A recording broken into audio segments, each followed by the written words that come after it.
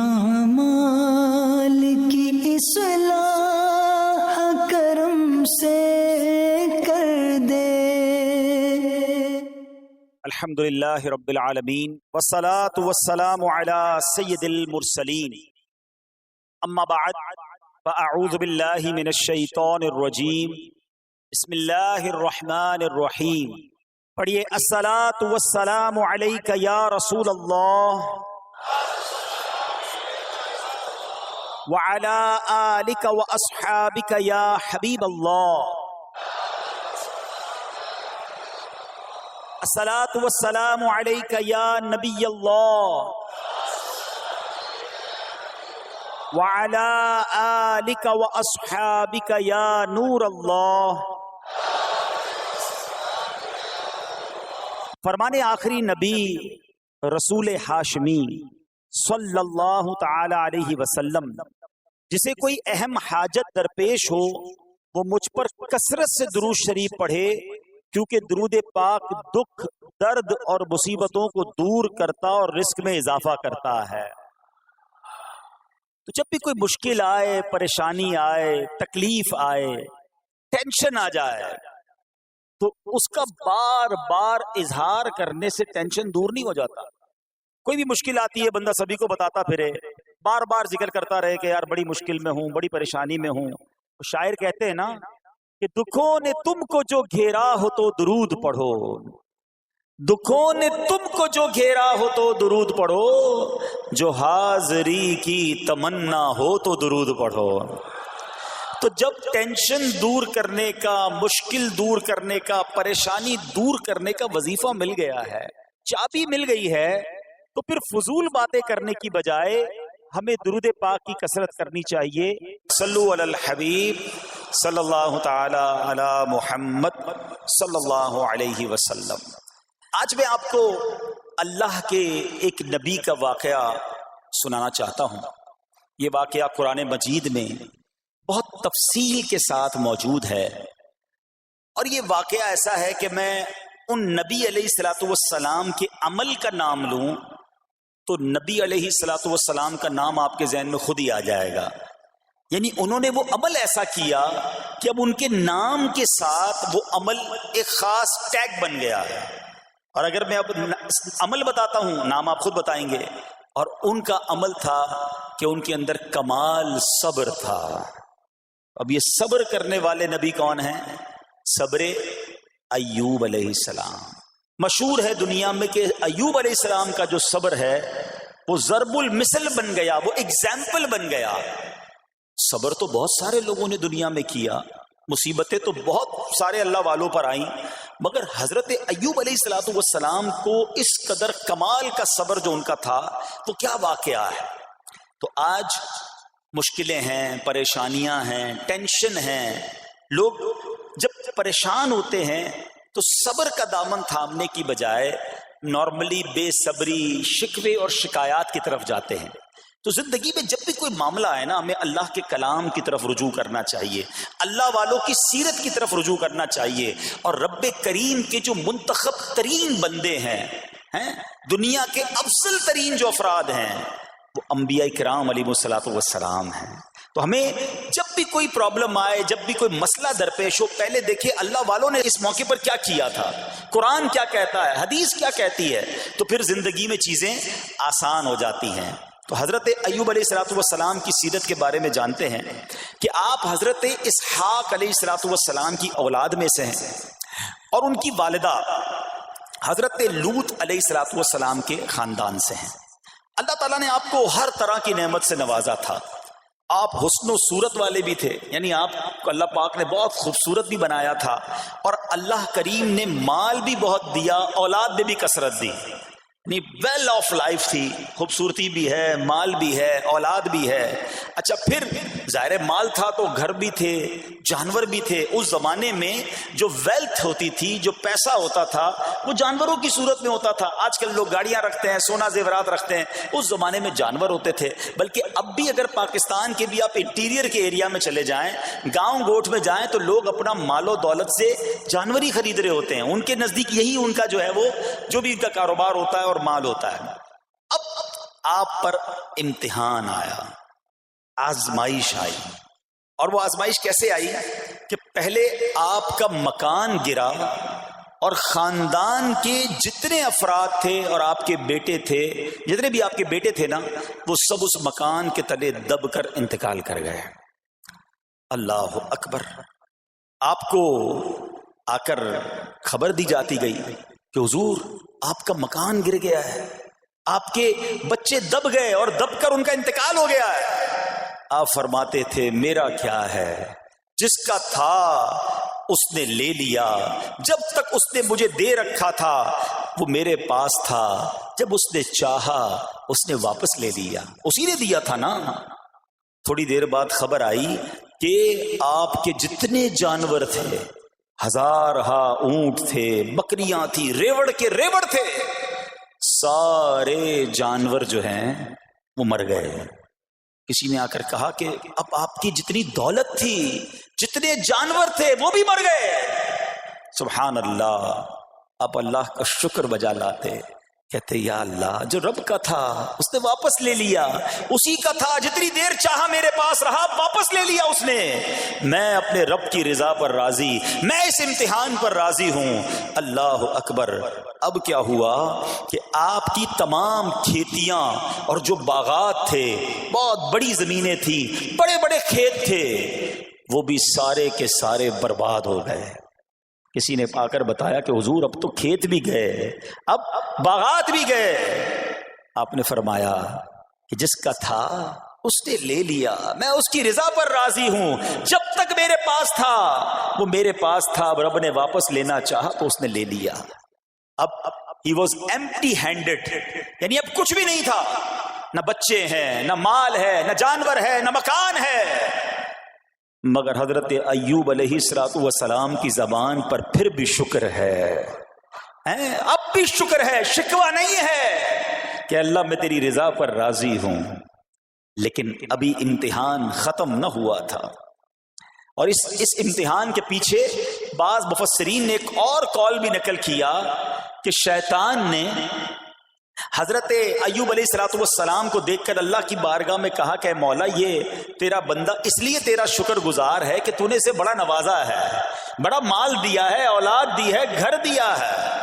تو اب رب کریم نے حضرت ایوب پر امتحان بھیجا تاکہ پتہ چلے کہ میرے نیک بندے امتحان کے بعد بھی صبر کرتے ہیں.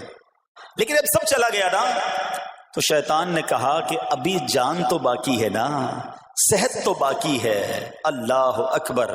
مزید آزمائش آئی اور یہ ہوا کہ آپ کو بیمار کر دیا گیا.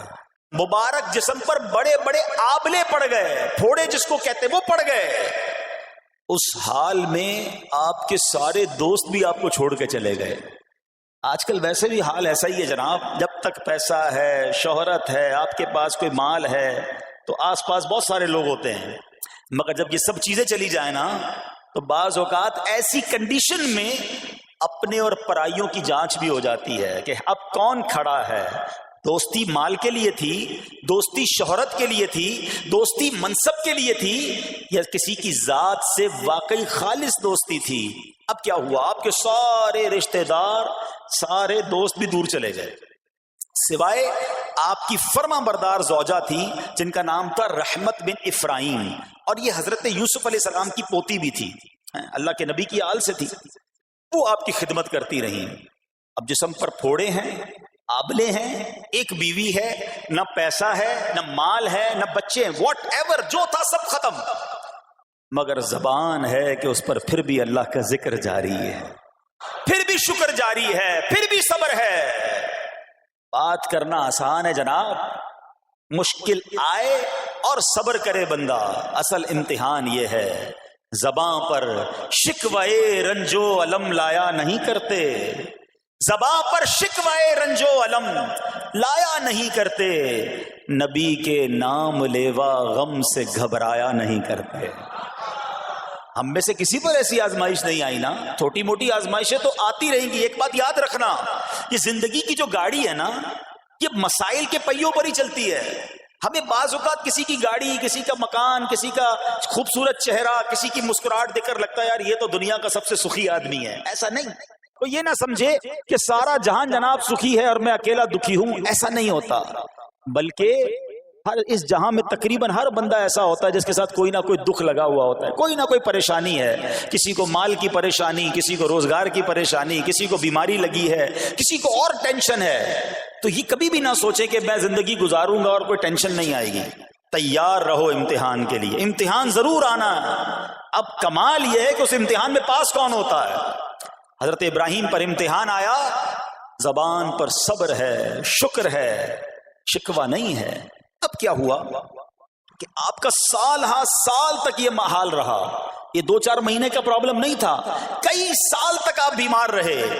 آپ کی زوجہ جو ہے وہ خدمت کرتی رہی. اچھا یہاں ایک غلط فہمی دور کر دوں کہ کچھ لوگ یہ کہتے ہیں، یہ کتابوں میں پتہ نہیں کچھ کتابوں میں لکھ دیا گیا کہ حضرت ایوب علیہ السلام کو معاذ اللہ کوڑ کی بیماری ہو گئی تھی. ایسا بالکل نہیں تھا. کوڑ کی بیماری نہیں ہوئی تھی، بلکہ نہ کوڑ ہوا نہ جزام ہوا. آپ کو جسم پر پھوڑے پھنسیاں جن کو کہتے ہیں آبلے نکل آئے تھے. کیونکہ کوڑ کی بیماری وہ ہوتی ہے کہ جس سے لوگ نفرت یا حقارت کرتے ہیں. اللہ کے کسی بھی نبی کو کبھی بھی کوئی ایسی بیماری نہیں ہوئی جس کی وجہ سے لوگ اس سے حقارت یا نفرت کریں یا دور بھاگیں.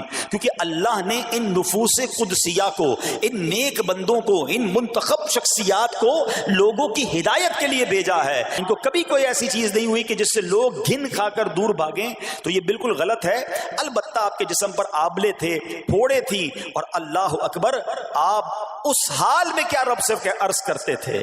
آپ عرض کرتے تھے، قرآن میں یہ الفاظ موجود ہیں، انی مسنی الضر وانت ارحم الراحمین.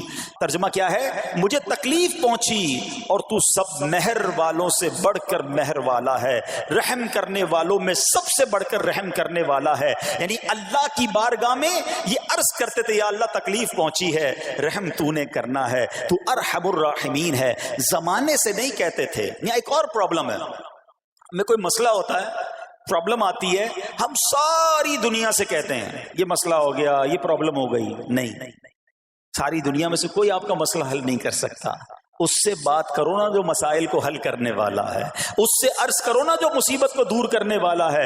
ادھر ادھر جانے کی بجائے پرابلم یہ ہے جب بھی مشکل آتی ہے ہم سب کے پاس جاتے ہیں، ہم رب کے پاس نہیں جاتے ہیں. جاؤ اس کے پاس جو حل المشکلات ہے، جو مصیبتوں کو حل کرنے والا ہے، اس کی بارگاہ میں فریاد کرو. وہ شاعر کتنی پیاری بات لکھتے ہیں نا، یہ بہت سارے لوگوں کے لیے درس ہے جو اپنی پرابلمز کے لیے دنیا والوں کے پاس جاتے ہیں. ارے اگر پکارنا ہے تو اللہ کی بارگاہ میں پکارو، التجا کرنی ہے تو اللہ کے حبیب سے عرض کرو نا. شاعر لکھتے ہیں، کسی کا احسان کیوں اٹھائیں، کسی کو حالات کیوں بتائیں، کسی کا احسان کیوں اٹھائیں، کسی کو حالات کیوں بتائیں. تمہیں سے مانگیں گے تم ہی دو گے، تمہارے در سے ہی لو لگی ہے. ہم اللہ کی بارگاہ میں عرض کریں، اللہ کے حبیب کی بارگاہ میں لو لگائیں. دنیا والوں کے پاس کچھ نہیں رکھا، لیکن ہم دنیا والوں کو بتا کر اپنے صبر کا ثواب بھی ضائع کر دیتے ہیں. دیکھو حضرت ایوب علیہ السلام کا صبر، کسی سے نہ کہا، اللہ کی بارگاہ میں عرض کرتے رہے. اب آپ کی آزمائش کا وقت پورا ہوتا ہے، دعا کرتے رہے، التجا کرتے رہے، صبر کرتے رہے. حکم ہوا کہ اپنا پاؤں زمین پر مارو. حضرت ایوب علیہ السلام نے پاؤں زمین پر مارا تو زمین سے ایک چشمہ پھوٹ اٹھا. حکم الہی سے حکم دیا گیا کہ اب اس پانی سے غسل کرو. آپ نے جب اس پانی سے غسل کیا تو آپ کی تمام بیماریاں دور ہو گئیں. پھر آپ 40 قدم چلے، دوبارہ زمین پر قدم مارنے کا حکم دیا. قدم مارتے ہی ایک اور خوبصورت لذیذ ٹھنڈے پانی کا چشمہ نمودار ہوا. پانی ٹھنڈا، میٹھا اور لذیذ تھا. اب آپ نے وہ پانی پیا تو آپ کے باطن میں نور ہی نور پیدا ہو گیا اور آپ کو اعلیٰ درجے کی صحت اور نورانیت حاصل ہو گئی. اور سنو، میرا رب تو قادر ہے نا، اللہ تعالیٰ نے آپ کی وہ ساری اولاد جو دب کر کئی سال پہلے مر گئی تھی، انتقال فرما گئے تھے، اللہ نے ان تمام اولاد کو پھر زندہ فرما دیا. اور آپ کی بیوی کو دوبارہ جوانی بخشی، اور اب اس کے بعد بھی آپ کی کثیر اولاد ہوئی. سنو سنو، جو جانور چلے گئے تھے نا، اللہ نے مویشی، اسباب، وہ خزانہ اس سے زیادہ آپ کو پھر سے عطا فرما دیا. صبر کیا تھا نا. ان اللہ مع الصابرین. اچھا یاد سب کو ہے یہ آیت, بچپن سے یاد ہے, اللہ صابروں کے ساتھ ہے, صبر کرنے والوں کے ساتھ ہے, مگر صبر کرنا نہیں ہے. امتحان آنا ہے تو صبر کرنا نہیں ہے, آیت سب کو پتا ہے. اچھا جس کے ساتھ پرابلم ہو جائے نا, اس کو بھی بندہ درس دینے جا رہا ہوتا ہے, بھائی صبر کرنا, اللہ آپ کو صبر دے, لیکن جب اس پر امتحان آتا تو یہ صبر کرتا نہیں ہے. دوسروں کو درس دے رہا تھا, آج تیری باری آئی ہے نا, تو صبر کا دامن نہ چھوڑیں. میں آپ کو ایک بات سوال پوچھنا چاہتا ہوں. آج کل ہم بڑے لوگوں سے تعلقات کیوں بنانے کی کوشش کرتے ہیں؟ یار جب کوئی مشکل ٹائم آئے گا نا تو یہ بندہ کام آئے گا, یہ پیسے والا دوست ہے, یہ اس کے تعلقات بہت ہیں, اس کی گورنمنٹ میں بات ہے, اس کی وکیلوں میں بات ہے, 4-5 ایسے دوست ہونے چاہیے. یہ ڈاکٹروں کے اندر بڑی اچھی اس کی دوستی ہے, کوئی ڈاکٹر کا بھی کام آئے گا تو یہ بندہ کام آ جائے گا. ہم دنیا والوں سے تعلقات اس لیے بناتے ہیں تاکہ یار مصیبت آئے تو یہ بندہ کام آئے, اور نارملی اکثر ایسا ہوتا ہے کہ جس سے امید رکھی ہوتی ہے مصیبت کے وقت غائب ہو جاتا ہے. لیکن رب خود قرآن میں فرما رہا ہے ان اللہ مع الصابرین, صبر کر لو اللہ کی رحمت تمہارے ساتھ ہو جائے گی. اب میں آپ سے سوال کرتا ہوں, دنیا کے تعلقات ہوں یہ ضروری ہے یا یہ فائدے مند ہے, یا بندہ صبر کر لے تو اللہ کی رحمت ساتھ ہو جائے, سارے غم ویسے ہی دور ہو جائیں گے؟ صبر اس کو نہیں چھوڑنا ہے. تو حضرت ایوب علیہ السلام کی زندگی میں ایک اور واقعہ یہ ہوا کہ جب آپ بیمار تھے, آپ کو پتا جب بندہ بیمار ہوتا ہے تو بعض اوقات اس کی طبیعت میں کیفیات بھی ہوتی ہیں, تو آپ نے اپنی زوجہ کو پکارا, تو آپ کی زوجہ کچھ دیر میں حاضر ہوئی, تو آپ نے جلال میں آ کر اس کو 100 درے, اپنی زوجہ کو 100 کوڑے مارنے کی قسم کھا لی. اب جب صحت آ گئی تو قسم تو آپ نے کھائی ہوئی تھی, تو اب کیا کرتے؟ اس بیوی نے تو خدمت بھی بہت کی تھی, اب اسے کوئی خاص کیفیت تھی, آپ نے قسم اٹھا لی تھی. سبحان اللہ, ایوب علیہ السلام کو اللہ کریم نے قرآن میں کیا حکم دیا کہ اے ایوب آپ ایک یعنی 100 جس کو کہتے ہیں تنکے 100 تنکوں والی جھاڑو لیں اور اس جھاڑو کو ایک مرتبہ اپنی بیوی کو مار دیجئے تو آپ کی قسم جو ہے وہ پوری ہو جائے گی, یعنی قسم کا کفارہ نہیں دینا ہوگا. اللہ اکبر. اللہ نے اس نبی علیہ السلام کی فرما بردار بیوی کی جو سزا تھی یا جو معاملہ تھا اس کو کتنا آسان فرما دیا. تو رب کریم نے قرآن مجید فرقان حمید میں اس کو کس طرح بیان فرمایا, وَخُذْ بِيَدِكَ ضِغْثًا فَاضْرِب بِهِ وَلَا تَحْنَثْ, فرمایا کہ اپنے ہاتھ میں ایک جھاڑو لے کر اسے مار دے اور قسم نہ توڑ. اِنَّا وَجَدْنَاهُ صَابِرًا, فرمایا ہم نے اسے صابر پایا. نعم العبد, کیا اچھا بندہ. اِنَّهُ اواب, بے شک وہ بہت رجوع لانے والا ہے. ارے آج دنیا کسی کو کہے یہ صبر والا ہے, حضرت ایوب کی شان دیکھو کہ رب فرما رہا ہے قرآن میں اِنَّا وَجَدْنَاهُ صَابِرًا, اور ہم نے ایوب کو صبر کرنے والا پایا, صابر پایا. اللہ حضرت ایوب کے صبر کے صدقے ہمیں بھی صابرین میں شامل فرما لے. اللہ اکبر, سبحان اللہ. اور رب کریم نے جو اواب فرمایا, علماء کہتے ہیں کہ یہ اواب کے لاجواب خطاب کو جو آپ کے سر مبارک پر ایک تاج کی طرح رکھ دیا گیا, کیونکہ اواب کے معنی کیا ہے؟ انہو اواب, بے شک وہ بہت رجوع لانے والا ہے. اللہ اکبر. صبر کیا تو رب نے کیسے کیسے القاب جو ہیں وہ قرآن میں عطا فرمائے. یہاں ایک اور بات بھی سیکھنے والی ہے کہ حضرت ایوب علیہ السلام کے صبر کا کمال یہ ہے کہ قرآن میں ذکر آ گیا, آپ صبح قیامت تک حافظ تلاوت کریں گے, تراویح میں قرآن پڑھا جائے گا, جب بھی قرآن کی تلاوت دنیا کے کونے کونے میں کی جائے گی, قیامت تک حضرت ایوب کے صبر کا ذکر ہوتا رہے گا. جب آپ صبر کرتے ہیں اللہ رسول کو راضی کر لیتے ہیں, اللہ ان ناموں کو بلند فرما دیتا ہے. بہرحال میرے پیارے اسلامی بھائیوں, اب یہاں تھوڑا سا ایک شرعی مسئلہ بھی سمجھ لیں. بعض اوقات ہے کہ آپ لفظ سنتے ہیلا, اچھا کچھ لوگ جب یہ لفظ ہیلا سنتے ہیں تو کنفیوز ہو جاتے ہیں, یار یہ کیا, ایک کام کرنا تھا اس کو ایک اور طریقے سے کر دیا, ہمیں سمجھ نہیں آ رہا. عجیب عجیب سی لوگ باتیں کرتے ہیں. سبحان اللہ. علماء فرماتے ہیں پہلے ہیلے کا مسئلہ سمجھ لیں. فتاوی عالمگیری میں ہے جو ہیلا کسی کا حق مارنے یا اس میں شبہ پیدا کرنے یا باطل ذریعے سے فریب دینے کے لیے کیا جائے وہ مکروہ ہے, اور جو ہیلا اس لیے کیا جائے کہ آدمی حرام سے بچ جائے یا حلال کو حاصل کر لے وہ اچھا ہے. انما الاعمال بالنیات, غلط نیت سے ہیلا کہ کسی کا حق دبا لوں یا ماد اللہ زکوٰۃ ادائی نہ کرنی پڑے, تو اللہ کو کوئی دھوکہ نہیں دے سکتا, اللہ دیکھ رہا ہے کہ اس کی نیت کیا ہے. لیکن ہیلا اس لیے ہے کہ حرام سے بچ جائے، حلال حاصل کر لیا جائے، تو اس کی جو جواز کی صورتیں ہیں علماء نے فرمایا یہ آیت اس میں دلیل ہے. اور آیت کیا تھی؟ وَخُذْ بِيَدِكَ ضِغْثًا فَاضْرِب بِهِ وَلَا تَحْنَثْ، اور فرمایا اپنے ہاتھ سے ایک جھاڑو لے کر اسے مار دو اور قسم نہ توڑو. قسم تو 100 کوڑے مارنے کی تھی، اللہ کریم نے آسانی کا راستہ بتایا. ہاں ایک بات یاد رہے، یہ بڑی امپورٹنٹ بات کرنے جا رہا ہوں کہ مفتیان کرام، قابل اعتماد مفتیان کرام سے رہنمائی لے کر ہم جیسے لوگوں کو، عوام الناس کو کوئی ہیلا اپنے طور پہ نہیں کر لینا چاہیے. ہاں کیونکہ بعض ہیلوں کی شرعی طور پر اجازت نہیں ہوتی، اور بعض اوقات ہیلا کرنے میں ایسی غلطی لوگ کر جاتے ہیں جن کی وجہ سے ہیلا ہوتا ہی نہیں ہے. تو یہاں صرف آپ کو دلیل بتانا تھا، باقی اگر کسی قسم کا کوئی شرعی ہیلا کرنا ہے تو قابل اعتماد مفتیان کرام سے رجوع کیا جائے. سبحان اللہ. اب حضرت ایوب علیہ السلام کے صبر کی بات ہوئی ہے نا، اللہ نے پتہ ہے آپ کو کتنا مقام عطا فرمایا کہ نبی کریم صلی اللہ تعالی علیہ وآلہ وسلم نے ارشاد فرمایا حضرت ایوب لوگوں میں سب سے بڑھ کر عالم، صابر اور غصہ پینے والے تھے. حضرت ابن مسعود رضی اللہ تعالیٰ عنہ سے مروی ہے کہ حضرت ایوب علیہ السلام قیامت کے دن صبر کرنے والوں کے سردار ہوں گے. ہاں صبر کرنے والوں کے بھی سردار ہوں گے. اچھا بعض اوقات ہوتا کیا ہے، اچانک کوئی پرابلم آ گئی، کہیں آگ لگ گئی، گاڑی میں نقصان ہو گیا، پیسے چوری ہو گئے، موبائل چوری ہو گیا، کوئی چیز میں نقصان ہو گیا، کاروبار میں نقصان ہو گیا، صحت خراب ہوئی. بندہ کہتا ہے یار یہ میرے ساتھ کیوں ہوا ہے، میں نے ایسا کیا کیا ہے. بعض اوقات زبان سے شکوے، شکایت، حالانکہ قرآن مجید فرقان حمید نے تو پہلے ہی ہمیں بتا دیا ہے. ہمارا پرابلم پتہ ہی کیا ہے، ہم بہت ساری باتیں جانتے ہیں دنیا کی، قرآن و حدیث پڑھتے نہیں ہیں تو مینٹلی پریپیئرڈ نہیں رہتے. آپ کو پہلے ہی پتا ہو کہ یار گرمیاں آنے والی ہیں، تو اچانک گرمیاں آئیں گی تو پریشان نہیں ہوں گے نا. آپ کو پتا تھا جون جولائی میں گرمیاں ہوتی ہیں، بھائی سردیاں نہیں ہوتی. آپ پنکھا بھی تیار رکھتے ہیں، ٹھنڈا پانی کا انتظام بھی رکھتے ہیں، گرمی کے وقت باہر کم نکلتے ہیں. اور سردیاں آتی ہیں آپ کو پہلے ہی پتا ہوتا ہے، اب رضائی تیار کر لیتے ہیں، سویٹر نکال لیتے ہیں. ایسا نہیں ہوتا کہ صبح اٹھتے تو 40 ڈگری ہوتا ہے، دوسرے دن اٹھتے تو 5 ڈگری ہوتا ہے. بندہ کہ یار آج ٹھنڈ کیوں ہو گئی، کل گرمی کیوں ہو گئی. مینٹلی پریپیئرڈ جب بندہ ہوتا ہے تو وہ تیار ہوتا ہے. اگر جو قرآن پڑھنے والا ہے، حدیث پڑھنے والا ہے، اس کو تو پہلے ہی مینٹلی پریپیئرڈ ہونا ہے. کیوں؟ قرآن کا وعدہ ہے نا، قرآن کا اعلان سنو. اللہ کریم قرآن مجید میں کیا ارشاد فرماتا ہے؟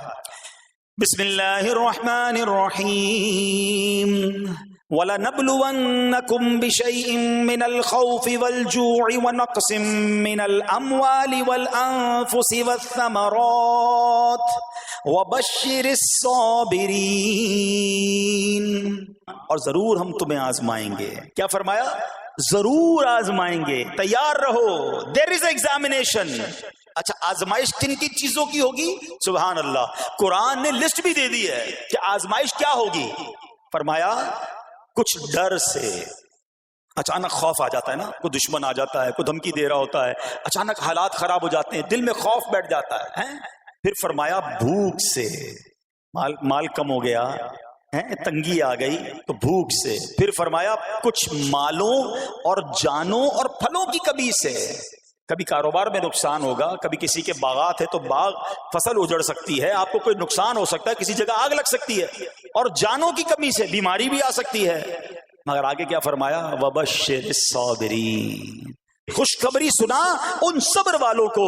اور جب سبحان اللہ یہ ایگزام آتا ہے نا، جو اس ایگزام سے نکل جاتا ہے تو رب نے فرمایا خوشخبری ہے. اللہ اکبر. ہم نے زندگی میں دیکھا ہے جس نے مصیبت پر صبر کیا، اللہ کی رضا پر راضی رہا، اللہ نے مشکل سے بھی نکالا اور پہلے سے اسے زیادہ عطا فرما دیا. ہمارا پرابلم ہی ہم ٹیسٹ میں فیل ہو جاتے ہیں. جیسے ہی امتحان شروع ہوا، واویلا شروع، شور شروع، شکوے شروع. سب کو بتانا، حالانکہ کر کوئی نہیں سکتا لیکن سب کو بتائیں گے. نہ کرو ایسا. میں جانوں میرا رب جانے، مجھے کیوں کسی کو بتانا ہے.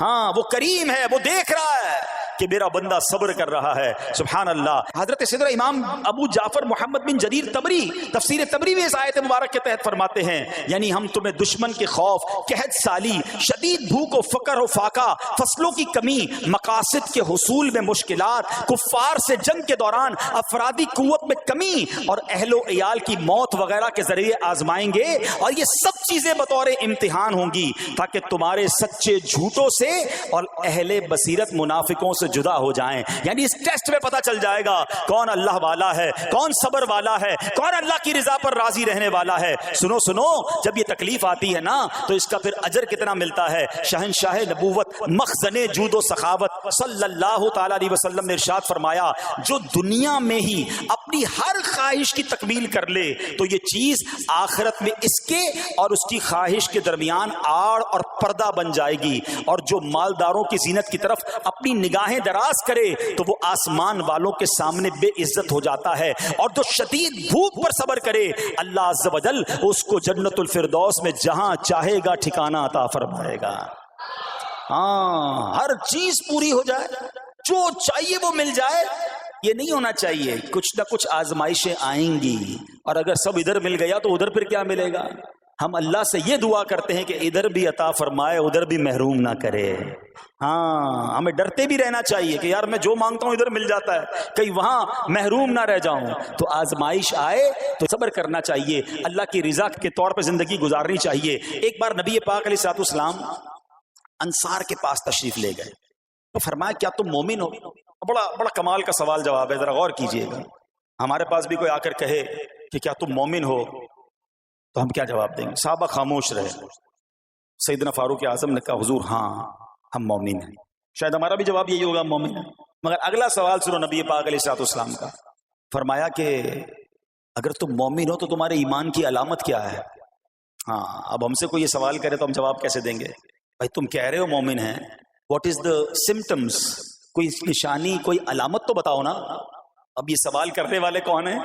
پیارے آقا صلی اللہ تعالی علیہ وآلہ وسلم. صحابہ سامنے بیٹھے ہیں. ارشاد فرمایا مومن ہو تو علامت کیا ہے؟ کیا شاندار جواب دیا کہ صحابہ کرام نے کہ ہم جب فراخی کی حالت ہوتی ہے نا, آسانی ہوتی ہے تو ہم شکر ادا کرتے ہیں.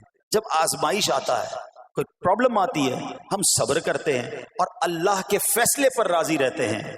نبی اکرم علیہ الصلوۃ والسلام نے جواب میں کیا فرمایا؟ رب کعبہ کی قسم تم مومن ہو. تو پتہ یہ چلا کہ مومن ہونے کی نشانی یہ ہے کہ جب اچھے دن آئیں تو شکر کرے, اور مشکل کے دن آئیں تو اللہ کی رضا پر, اللہ کے فیصلوں پر راضی رہے, صبر کرے. اب آؤ سوال کرتے ہیں. اچھے دن آتے تو ہم کیا کرتے ہیں؟ ارے بھائی میں تو انتظار میں تھا, تھوڑے پیسے آئیں تو فلاں عیاشی کروں, فلاں گناہ کروں. تھوڑے پیسے تھے تو وہ کام ہی نہیں کر پا رہا تھا, اب تو موقع لگا ہے, اب تو دن آئے ہیں.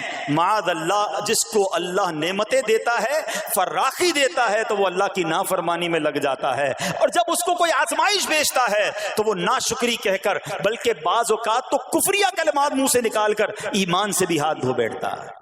ایسا نہیں ہونا چاہیے. عقل مند وہ ہے, یاد رکھنا کہ رب جتنی عطائیں بڑھائے ہم اتنے سجدے بڑھائیں, ہم اتنے صدقے بڑھائیں. دیکھو نا دنیا میں کیا ہوتا ہے, آپ کو کوئی تحفہ دے, آپ کیا کہتے ہیں؟ شکریہ, جزاک اللہ. دوبارہ تحفہ دے, آپ کہتے ہیں بہت مہربانی. تیسری بار دے, بندہ کہ یار یہ تو مجھ پر کتنا مہربان ہے. اتنی مہربانیاں, ناراض نہیں ہونا چاہیے. جو تمہیں دنیا میں 2-4 تحفے دے دے, تم اسے ناراض نہیں کرنا چاہتے. جب سے میں پیدا ہوا, جب سے وہ نواز رہا ہے, وہ ناراض نہ ہو جائے اس کا کوئی خیال نہیں. وہ دیے جا رہا ہے. ہم تو دیکھتے ہیں نا, بندہ غریب ہوتا ہے, تھوڑے گناہ, جیسے جیسے امیر ہوتا گیا اس کے پر پرزے نکلنا شروع ہو جاتے ہیں, مسجد سے دور, نمازوں سے دور, معاذ اللہ حرام کاموں میں پڑ جاتا ہے. ارے اللہ کے بندے, تجھے رب نواز رہا ہے, تیرے تو سجدے بڑھنے چاہیے تھے. لیکن ہوتا کیا ہے, وہ عطائیں بڑھاتا ہے, لوگ خطائیں بڑھاتے ہیں. نہ کرو ایسا. جب فراخی ہو, جب اللہ کی طرف سے آسانی ہو تو شکر ہو, اور جب آزمائش آئے تو صبر ہو. یہی مومن کی نشانی ہے. اور اللہ سے دعا کرتے ہیں کہ اللہ کریم ہمیں اپنے شکر گزار اور صبر کرنے والے بندوں میں شامل فرما لے. اور یقین کریں صبر کا جو پھل ہے نا, وہ کہتے ہیں نا صبر کا پھل میٹھا. او ہو, بالکل ٹھیک کہا, بلکہ بہت میٹھا ہے. سنو, اللہ عز و جل فرماتا ہے کہ جب میں کسی بندے کو بیماری میں مبتلا کروں, ہو سکتا ہے یہاں بھی میرا کوئی بھائی بیمار بیٹھا ہو, مدنی چینل کے ناظرین میں سے کوئی بیمار بیٹھا ہو. دیکھو بیماری آئے نا, شکوہ مت کرنا, صبر کرنا. فضیلت سنو, حدیث قدسی ہے, اللہ فرماتا ہے جب میں اپنے کسی بندے کو بیماری میں مبتلا کروں اور وہ اس پر صبر کرے, کسی سے شکایت نہ کرے, تو میں اس کے گوشت کو اچھے گوشت سے اور اس کے خون کو اچھے خون سے بدل دیتا ہوں. پھر اگر اسے شفا دیتا ہوں تو ایسی شفا دیتا ہوں کہ اس کے نامہ اعمال میں کوئی گناہ نہیں رہتا. اور اگر میں اسے دنیا سے اٹھا لوں تو اسے اپنی رحمت کاملہ کے سائے میں لے جاتا ہوں. ارے کمال ہو گیا. بیماری آئی, بیماری جب جاتی ہے تو گناہوں سے بھی پاک کر کے جاتی ہے. صرف ایک ہی تو کنڈیشن ہے, صبر کرنا. بیماری آئی, صبر کرنا. ہاں, کسی سے بات نہ کریں, شکوہ نہ کریں, اللہ کی بارگاہ میں عرض کریں مولا تیری مہربانی, ہاتھ میں درد ہے باقی جسم تو سلامت ہے, اے اللہ آنکھ میں درد ہے باقی جسم تو سلامت ہے, اے اللہ گردوں میں پرابلم ہے میرا باقی جسم تو سلامت ہے, یہ بھی تیری مہربانی ہے. اللہ کرے کہ ہم شکر گزار بندے بن جائیں, کیونکہ یہ بیماری تو ہمارے گناہ معاف کروانے آئی تھی, مگر افسوس یہ ہے کہ جو گناہ معاف کروانے والا کام ہمارے ساتھ ہوا اس میں بھی ہم نے اللہ کو ناراض کر دیا اور شکوے شکایات کی. سنو اس نے اخلاق کے پیکر نبیوں کے تاجور صلی اللہ تعالی علیہ وسلم نے ارشاد فرمایا, ابھی تو صرف بیماری کی بات ہوئی نا, اب آؤ اگر کسی کو کاروبار میں نقصان ہو گیا, کسی کے پیسے کم ہو گئے, کسی کی جان و مال کا کوئی نقصان ہوا, کوئی آگ وغیرہ لگ گئی. سنو اللہ کے حبیب علیہ الصلوۃ والسلام فرماتے ہیں کہ اللہ ارشاد فرماتا ہے, پھر حدیث قدسی ہے کہ جب میں اپنے کسی بندے کے بدن یا اس کے مال یا اس کی اولاد کی طرف کوئی سختی بھیجوں, پھر وہ صبر جمیل کے ساتھ اس کا استقبال کرے, تو قیامت کے دن مجھے اس سے حیا آئے گی کہ میں اس کے لیے میزان قائم کروں یا اس کا نامہ اعمال کھولوں. ہائے ہائے ہائے, سمجھتے ہو اس کا مطلب؟ اللہ فرما رہا ہے مجھے حیا آئے گی کہ اپنے بندے سے اب کیا حساب لوں. جب آزمائش بھیجی تھی تو اس نے صبر کیا تھا, اس نے شکوہ نہیں کیا تھا. خدا کی قسم میں آپ سے پوچھتا ہوں, میرا کوئی نقصان ہو جائے اور قیامت کے دن میرا نامہ اعمال نہ کھولا جائے, مجھے اللہ کی بارگاہ میں حساب نہ دینا پڑے, مجھے بتاؤ یہ دنیا کے حساب نقصان کی کیا حیثیت ہے اگر ادھر بخشا جائے. سنو تو صحیح, رب فرما رہا ہے کہ مجھے حیا آتی ہے کہ اس کے لیے میزان قائم کروں یا اس کا نامہ اعمال کھولوں. ارے یہ ساری دنیا کی دولت, یہ ساری دنیا کی آسائش ایک طرف, اگر قیامت کے دن حساب کتاب میں آسانی مل جائے, اللہ بلا حساب جنت میں داخل کر دے, اس سے بڑھ کر کوئی نعمت نہیں. مگر آج افسوس یہ ہوتا ہے کہ اگر کسی پر امتحان آتا ہے وہ اس امتحان میں فیل ہو جاتا ہے. اس حدیث میں ایک لفظ استعمال ہوا صبر جمیل کے ساتھ. اب یہ بھی بڑا مسئلہ ہے کہ لوگوں کو یہی نہیں پتا کہ صبر جمیل ہے کیا. لوگ کہتے تو بہت ہیں, اللہ پاک آپ کو صبر جمیل عطا فرمائے. اب اس سے پوچھو بھائی صبر جمیل کی تعریف کیا ہے, تو پھر تعریف نہیں پتا ہوتی. یہ کسی جمیل بھائی کا صبر نہیں ہے کہ جس کو صبر جمیل کہا جاتا ہے. صبر جمیل کی تعریف سمجھو. علماء کہتے ہیں کسی مصیبت زدہ اور غیر مصیبت زدہ کو برابر میں دیکھو, مگر دونوں میں کوئی فرق نظر نہ آئے. یعنی چہرہ بھی نہ بتائے کہ وہ کسی مشکل میں ہے, اس کی عادتیں بھی نہ بتائیں کہ وہ کسی پرابلم میں ہے, یعنی اس کو دیکھ کر پتہ ہی نہ چلے کہ وہ بڑی مشکل میں ہے. فرمایا یہ ہے صبر جمیل. مگر آج ہمارا حال یہ ہے, ہمارا چہرہ بتا دیتا ہے بھائی خیر تو ہے, بڑی ٹینشن میں ہو, ہاں یار کیا کروں بس موبائل ٹوٹ گیا, ارے بھائی بڑی چہرے پہ بڑی ہوائیاں اڑ رہی ہیں, بس کیا کروں جناب آج 5,000 روپے کھو گئے. 5,000 روپے کھو جائیں, چھوٹا سا نقصان ہو جائے, ہمارا چہرہ بتا دیتا ہے کہ ہمارے ساتھ کوئی معاملہ ہوا ہے. صبر جمیل یہ ہے کہ دیکھ کر کوئی پہچان ہی نہ سکے کہ یہ بندہ کتنی مشکل میں ہے, چاہے اندر کتنی تکلیف میں ہو, دنیا والوں کو نہ بتائے کیونکہ وہ رب کا بندہ ہے, وہ اللہ کی بارگاہ میں فریاد کرے. یہ صبر جمیل ہے اور اللہ اسے ہم سب کو نصیب فرمائے. ہاں یہ بڑی کمال کی بات ہے. ہم کیا کرتے ہیں, سارے جہان کو بتاتے ہیں. اچھا پھر آخر میں لوگ کہتے بھی ہیں, جب پورے محلے کو بتا دیا نا, پھر اس کے بعد کہتے ہیں بس کیا کریں بھائی صبر ہی کر رہے ہیں. اب آپ صبر نہیں کر رہے حضرت, ہاں آپ کا صبر چلا گیا, آپ نے ساری دنیا کو تو بتا دیا. صبر یہ ہے کہ صبر پہلے صدمے پر ہوتا ہے. جیسے ہی آپ کو کوئی صدمہ لگا نا, اب آپ جانے رب جانے, نہ بتائیں کسی کو, ٹھیک ہے. وہ الگ بات ہے آپ کسی کو دعا کے لیے کہہ دیں, لیکن بڑا نقصان ہو گیا, بڑی مشکل ہو گئی, بڑی پریشانی ہو گئی, اس سے حل تو کوئی نہیں ہونا. اچھا ہمارا ماجرا ایک اور بھی بڑا عجیب ہے, مشکل ہو جائے تو سب کو بتاتے ہیں, آسانی ہو جائے تو پھر کسی کو نہیں بتاتے. 5,000 کا نقصان سارے محلے کو پتا ہے, 50,000 کا فائدہ ہوا پھر کسی کو بتایا آپ نے؟ نہیں یار بتاؤں گا تو نظر لگ جائے گی. گھر والوں کو تو بالکل بھی نہیں بتاؤں گا, خرچہ بڑھا دیں گے. گھر والوں کو ساری ٹینشن کی خبریں جا کے دے رہے ہوتے ہیں، مارکیٹ میں بڑا نقصان ہو گیا، آج بڑا مندہ ہے، ارے بھائی کاروبار بالکل نہیں ہے، تاکہ گھر والوں کا خرچہ روک سکے. اور جیسے ہی کاروبار اچھا ہو گیا گھر جاتے پھر بھی وہی والا منہ بنا لیتے ہیں تاکہ ان کو پتا نہ چلے میں بڑے پیسے کمانے لگا ہوں. یہ نہ کیا کریں. ہاں ٹینشن آپ کسی کو بتا کر اپنا صرف ثواب ضائع کرتے ہیں، باقی کچھ نہیں ہوتا. کرنا رب نے ہے، اور یہ اگر آزمائش میرے درجے بلند کرنے آئی ہے، اگر یہ آزمائش مجھے اللہ کے قریب کرنے آئی ہے تو پھر تو اس کا استقبال ہونا چاہیے نا. ہاں ہمارے بزرگان دین تو آزمائشوں کا استقبال کیا کرتے تھے. اور سنو، یہاں ہو سکتا ہے کہ میرا کوئی نابینا بھائی بیٹھا ہو. بعض اوقات ایسا بھی ہوتا ہے کہ اچانک کسی کی بینائی چلی جاتی ہے، آنکھیں ٹھیک ہوتی ہیں اور اچانک ایکسیڈنٹ ہوا یا کوئی واقعہ ہوا ہے. بہت بڑی آزمائش. اللہ اس آزمائش سے ہمیں محفوظ رکھے. مگر دیکھو میرے رب کی شان دیکھو، جب بھی کوئی تکلیف آتی ہے نا، بندہ صبر کرے، اس تکلیف کا اجر تیار ہے، اس کا کمال سے اس کی رحمت تیار ہے، رحمت کی برسات تیار ہے. سنو، اللہ فرماتا ہے کہ اے جبرائیل، جب میں اپنی کسی بندے کی بینائی لے لوں تو اس کا اجر یہ ہے کہ میں اسے اپنے دیدار سے مشرف فرماؤں گا. ہاں آنکھیں گئی ہیں مگر اللہ فرماتا ہے میں اپنا دیدار کرواؤں گا. بس صرف صبر کرنا ہے. اسی طرح میرے پیارے اسلامی بھائیوں، بعض لوگوں کے یہاں بچے کا انتقال ہو جاتا ہے، چھوٹے چھوٹے بچوں کا انتقال ہو جاتا ہے، یا بعض اوقات پیدائشی بچہ مرا ہوا ہوتا ہے، پیدا، اس کا انتقال ہو جاتا ہے، یا بعض اوقات ولادت سے پہلے ہی بچہ ضائع ہو جاتا ہے. بہت شور، بڑا واویلا، بڑا رونا پیٹنا گھروں میں ہوتا ہے. مت کیا کرو ایسا. یقین کریں یہ بہت بڑا انعام تمہیں ملنے جا رہا ہے. ایسا نہ ہو یہ رونا پیٹنا، یہ بے صبری، یہ اللہ کی بارگاہ میں شکوے شکایات، اتنے بڑے تم اجر سے محروم رہ جاؤ. سنو، اللہ کے آخری نبی صلی اللہ تعالی علیہ وسلم نے فرمایا، جس مسلمان جوڑے کے 3 بچے انتقال کر جائیں، اللہ عز و جل ان بچوں پر فضل و رحمت کرتے ہوئے ان دونوں یعنی ماں باپ کو جنت میں داخل فرمائے گا. صحابہ کرام نے عرض کی کسی کے 2 بچے، فرمایا 2 بچے بھی، پھر عرض کی اور 1، فرمایا 1 بھی، پھر فرمایا اس ذات کی قسم جس کے قبضہ قدرت میں میری جان ہے، جس عورت کا کچا بچہ فوت ہو جائے یعنی حمل ضائع ہو جائے اور وہ اس پر صبر کرے تو وہ بچہ اپنی ماں کو اپنی ناف کے ذریعے کھینچتا ہوا جنت میں لے جائے گا. یہ تو جنت کا ٹکٹ تھا. مگر شکوے شکایات، الامان والافیز، گھر میں موت، میت کو نقصان ہو جائے، ہماری عورتیں، ہمارے گھر کے افراد وہ واویلا کرتے ہیں. معاذ اللہ، بعض اوقات تو کفریہ کلمات زبان پر ہوتے ہیں. معاذ اللہ ثم معاذ اللہ، کہتے کہ اللہ کو ہمارا ہی گھر ملا تھا، اتنے چھوٹے بچے کا کیا قصور تھا. استغفر اللہ.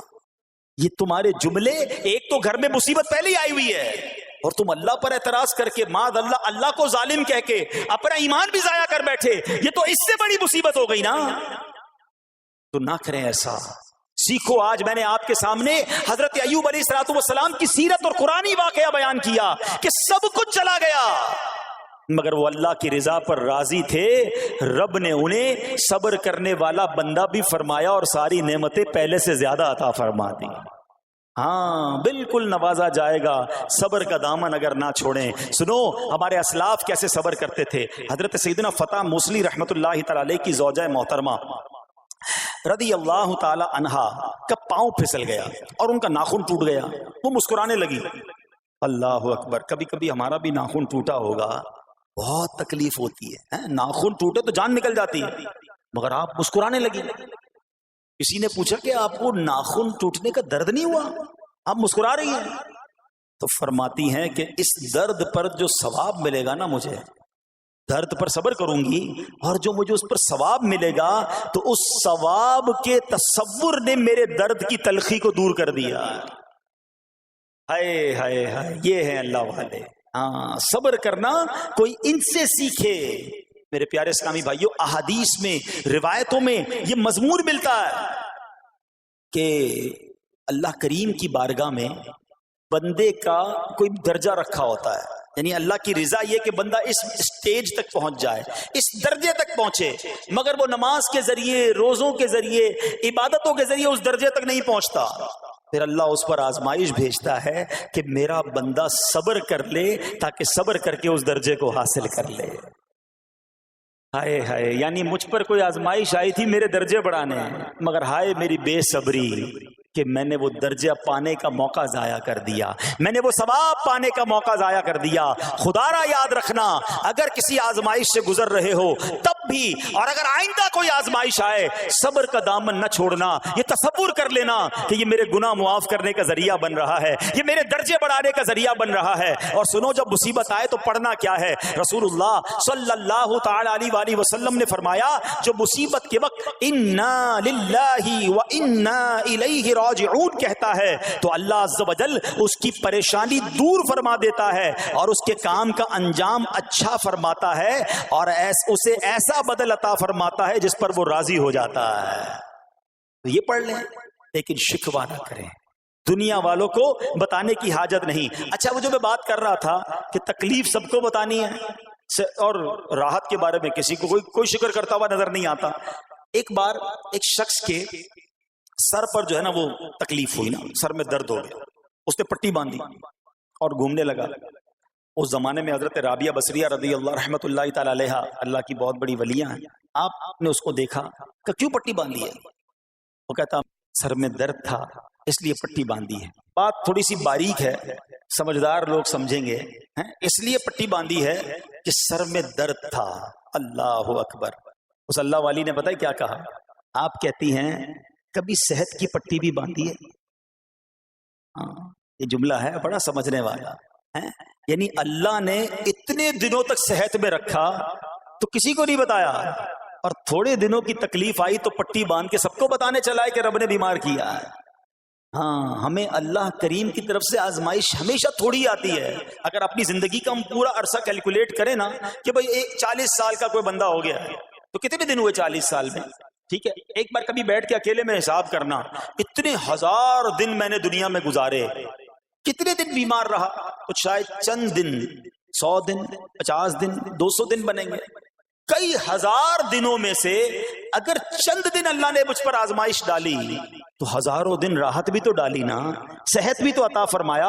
اتنے دن جس رب نے چھاؤں میں کھڑا کیا، اگر تھوڑی دیر کے لیے دھوپ آئی ہے تو مجھے شکوہ نہیں کرنے چاہیے۔ یاد رکھنا، ہر رات کے بعد صبح ہے، ہر دھوپ کے بعد چھاؤں ہے۔ اگر تم انتظار کرو گے تو رب ایسی رحمت تم پر نازل کرے گا، اپنے غیب کے خزانوں سے عطا فرمائے گا۔ قرآن میں رب نے وعدہ کیا ہے، وَمَن يَتَوَکَّلْ عَلَى اللَّهِ فَهُوَ حَسْبُهُ، جو اللہ پر بھروسہ کرے اللہ اس کے لیے کافی ہے۔ مگر ہمارا پرابلم یہ ہے کہ جب مشکل آتی ہے ہم یہ ساری باتیں بھول کر بس شکوہ، شکایات اور پریشانی میں چلے جاتے ہیں۔ ارے آپ اس مصیبت کو اللہ کی طرف سے نعمت سمجھ لو، اللہ کی طرف سے یہ سمجھ لو کہ میرے گناہ معاف کروانے، میرے درجات بلند کرنے کے لیے آیا ہے۔ اچھا، اب ایک اور بات، بعض اوقات شیطان ہے نا، وہ کسی کے دماغ میں وسوسہ ڈالتا ہے کہ یار جب میں نمازیں نہیں پڑھتا تھا نا تب تو اتنا پریشان نہیں رہتا تھا، جب سے نمازیں شروع کی، دعوت اسلامی کے اجتماع میں آنے لگا، مدنی قافلوں میں سفر شروع کر دیا، اب تو میں نے کچھ ذمہ داری بھی لینا شروع کر دی ہے۔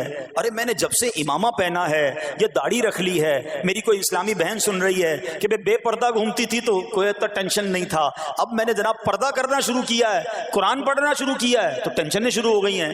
اب شیطان بعض لوگوں کے ذہنوں میں یہ وسوسہ ڈالتا ہے کہ میں تو دین کے قریب ہو رہا ہوں، اللہ کے قریب ہو رہا ہوں، اور مجھ پر آزمائشیں کیوں آ رہی ہیں؟ سنو، سبحان اللہ، اللہ کے حبیب علیہ الصلوۃ والسلام کی کیا شان ہے۔ اعلیٰ حضرت ایسے ہی نہیں کہتے کہ میں نثار تیرے کلام پر ملی یوں تو کس کو زبان نہیں، وہ سخن ہے جس میں سخن نہ ہو، وہ بیان ہے جس کا بیان نہیں۔ میرے آقا نے کم و بیش 1450 سال پہلے یہ مسئلہ سالو کر دیا۔ حضرت سیدنا سعد بن ابو وقاص رضی اللہ تعالیٰ عنہ فرماتے ہیں کہ میں نے عرض کی، یا رسول اللہ صلی اللہ تعالی علیہ وسلم، سب سے زیادہ مصیبتیں کن لوگوں پر ہوئی؟ گلی مکاتی نا، پنجابی بچ کہتے ہیں نا، گالی بات ہی ختم کر دی۔ حضور یہ بتائیں سب سے زیادہ مصیبتیں کن لوگوں پر آئیں؟ پیارے آقا نے فرمایا انبیاء پر۔ اللہ اکبر، اللہ کے سب سے قریب تو انبیاء ہیں نا، انبیاء پر۔ پھر ان لوگوں کے بعد جو لوگ بہتر ہیں، پھر ان کے بعد جو بہتر ہیں۔ سنو اب اگلا جملہ، بندے کو اپنی دینداری کے اعتبار سے مصیبت میں مبتلا کیا جاتا ہے۔ اگر وہ دین میں سخت ہوتا ہے اس کی آزمائش بھی سخت ہوتی ہے، اگر وہ دین میں کمزور ہوتا ہے تو اللہ عز و جل اس کی دینداری کے مطابق اسے آزماتا ہے۔ بندہ مصیبت میں مبتلا ہوتا رہتا ہے یہاں تک کہ اس کے دنیا میں ہی اس کے سارے گناہ بخش دیے جاتے ہیں۔ گویا اللہ کی یہ رحمت ہے کہ بندہ بڑا نیک ہو رہا ہے، رب چاہتا ہے کہ اس بندے پر آزمائش بھیجوں، میرا نیک بندہ صبر کرے، اس کے گناہ معاف ہو جائیں اور میرے پاس آئے تو اس کو جنت میں داخل کر دوں۔ اللہ اکبر۔ اے پیارے اسلامی بھائیو، یاد رکھنا اب جو میں نے ایک سوال قائم کیا تھا نا کہ یار میں تو دین کے قریب، میں تو اللہ کے قریب ہونے کی کوشش کر رہا ہوں اور ایک کے بعد ایک آزمائش آ رہی ہے، یہ کیا ہے؟ اب ایک اور حدیث سن لو، سبحان اللہ۔ حضرت سیدنا انس رضی اللہ تعالیٰ عنہ سے روایت ہے، سرکار والا تبار، ہم بے کسوں کے مددگار، شفیع روز شمار، دو عالم کے مالک و مختار صلی اللہ تعالی علیہ وآلہ وسلم نے فرمایا، جب اللہ عز و جل کسی بندے سے محبت فرماتا ہے، سننا ذرا غور سے، اللہ عز و جل جب اپنے کسی بندے سے محبت فرماتا ہے یا اسے اپنا دوست بنانے کا ارادہ فرماتا ہے تو اس پر آزمائشوں کی بارش فرما دیتا ہے۔ اب سوال ہے نا کہ میں اللہ دوست بھی بنا رہا ہے، اللہ کریم اس پر محبت بھی فرما رہا ہے اور آزمائشیں بھی بھیج رہا ہے۔ دوست پر آزمائشیں کون بھیجتا ہے؟ دوست کو تو راحتیں ڈالی جاتی ہیں۔ ہائے ہائے، اب یہی تو امتحان ہے، یہی تو چیک ہے۔ سنو، نبی پاک فرماتے ہیں جب اللہ اس پر آزمائش بھیجتا ہے نا، وہ بندہ اپنے رب کو پکارتا ہے، اے میرے رب عز و جل، تو اللہ فرماتا ہے میرے بندے تو جو کچھ مجھ سے مانگے گا میں تجھے عطا فرماؤں گا، تو جلد ہی تجھے دے دوں گا اور اسے تیری آخرت کے لیے ذخیرہ کر دوں گا۔ سبحان اللہ۔ یعنی اللہ والوں کو آزمایا جاتا ہے، ان کے درجات بلند کیے جاتے ہیں، ان کے گناہ معاف کیے جاتے ہیں۔ تو اے میرے پیارے اسلامی بھائیوں، کبھی بھی یہ ذہن میں خیال مت لانا کہ یار میں دین میں قریب آ رہا ہوں، میری آزمائشیں بڑھ رہی ہیں، سمجھ لو امتحان شروع ہو گیا ہے، ٹیسٹ شروع ہو گیا ہے، اب اس ٹیسٹ میں مجھے کامیاب ہونا ہے اور اللہ کے مزید قریب جانا ہے۔ زندگی میں جو گناہ ہو گئے ہیں یہ میرے گناہوں کا انشاءاللہ کفارہ بن جائے گا، میرے درجات کی بلندی کا سبب بن جائے گا۔ اللہ سے عرض کرنا، اے مولا میں تیری رضا پر راضی، میں تیرے فیصلوں پر راضی، اب تک جو دیا تھا تو نے دیا تھا، یہ سب کچھ تیرا ہے، اے رب جب تو واپس لے گا میں اس پر راضی۔ جب یہ ثابت قدمی نصیب ہو گئی پھر دیکھو غیب کے خزانوں سے کیسا آپ کے دل پر سکینہ اترے گا، پھر کیسا آپ پر رحمتوں کا نزول ہوگا۔ تو اے میرے پیارے اسلامی بھائیوں، مصیبتیں آ چکی اور آنے بھی والی ہیں، پہلے ذہنی طور پر تیار رہنا، مگر صبر کرنا۔ یہ چند دنوں کی، چند گھنٹوں کی، چند لمحوں کی مصیبت ہے مگر یہ تمہارے درجات کو بلند کر دے گی۔ رب کریم صبر کرنے والوں کو پسند فرماتا ہے، اور جو میں نے بات کہی تھی کہ صبر بھی کریں اور جب اللہ کریم کی طرف سے راحتیں آ جائیں تو شکر بھی کریں۔ کیا شاندار رب کا قرآن میں فرمان ہے، اللہ فرماتا ہے وَإِذْ تَأَذَّنَ رَبُّكُمْ لَئِن شَكَرْتُمْ لَأَزِيدَنَّكُمْ وَلَئِن كَفَرْتُمْ إِنَّ عَذَابِي لَشَدِيدٌ۔ اللہ قرآن میں فرماتا ہے اور یاد کرو جب تمہارے رب نے اعلان فرما دیا کہ اگر تم میرا شکر ادا کرو گے میں تمہیں اور زیادہ عطا کروں گا۔ ہاں شکر کرو رب اور دے گا، مگر اگلا حصہ سمجھنے والا ہے، اور اگر تم ناشکری کرو گے تو میرا عذاب سخت ہے۔ اللہ نے اپنے عذاب سے بھی ڈرایا ہے اور شکر کرنے کا درس بھی دیا ہے۔ تو بہرحال میرے پیارے اسلامی بھائیوں، اللہ کریم سے میں دعا کرتا ہوں کہ اپنے نیک بندوں کے صدقے، کربلا والوں کے صبر کے صدقے، نبی پاک علیہ الصلوۃ والسلام کے طائف کے میدان میں پتھر کھا کر دعا دینے والے صبر کے صدقے، رب کریم ہمیں بھی صبر کی نعمت نصیب فرمائے، صرف زبانی نہیں قلبی طور پر ہمیں صبر کرنے والوں میں شامل فرما لے۔ اگر ہم پر کوئی آزمائش ہے تو رب کریم یہ آزمائش ہمارے گناہوں کا کفارہ بنا دے، ہمارے درجات کی بلندی کا سبب بنا دے۔ دعوت اسلامی کے مدنی ماحول سے اگر ہم وابستہ رہیں گے نا تو ہمیں انشاءاللہ صبر کرنے کا پریکٹیکل جو ہے وہ موقع بھی ملتا رہے گا، کیونکہ صبر کیسے کرنا ہے اس کی کوئی پریکٹس بھی تو ہونی چاہیے نا۔ تو مدنی قافلے جب اس میں جاتے ہیں نا تو آرام اپنے گھر جیسا نہیں ملتا، کھانا اپنے گھر جیسا نہیں ملتا، بعض اوقات سفر میں تکلیف ہوتی ہے، تو یہ پریکٹیکلی آپ کو صبر کرنے کا موقع ملتا ہے۔ تو اگر آپ واقعی صابرین میں شامل ہونا چاہتے ہیں تو مدنی قافلوں میں سفر اپنا معمول بنائیں۔ اللہ کریم ہم سب کو مدنی قافلوں میں سفر کی توفیق عطا فرمائے۔ میرے اعمال کی اصلاح کرم سے